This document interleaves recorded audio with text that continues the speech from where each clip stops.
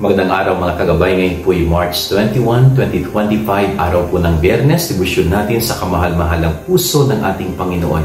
Napakaganda po ng ating Ebanghelyo sa araw na ito. Maririnig po natin ang kwento ng isang may-ari ng ubasan na ipinagkatiwala po niya ang kanyang ari-arian sa kanyang mga katulong. Subalit nang dumating yung panahon ng pag-aani, ang ginawa po ng may-ari ay nagpadala siya ng kanyang mga kinatawan upang kunin ang kanyang bahagi ng kita.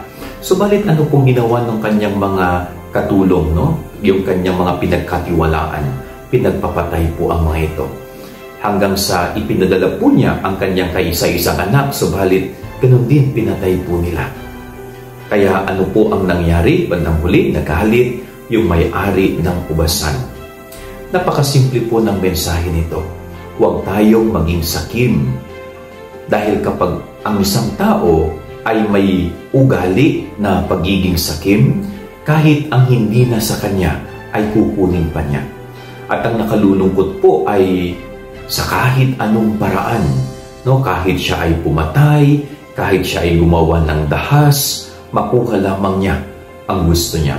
Yun po yung nangyayari sa isang taong kinain ng kasakiman. Talagang kahit hindi sa kanya ay kukunin at kukunin niya.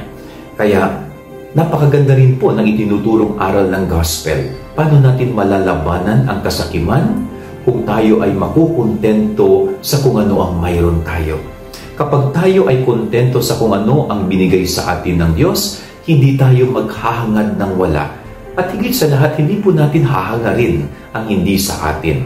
Kaya makontento, marunong na matutong mag-appreciate kung ano ang mayroon tayo at ibinigay sa atin ng Diyos. At kung ano ang mayroon tayo, pagyabungin natin yon, no? Huwag natin titignan ng kulang at wala, kundi tignan natin kung ano ang meron sa atin.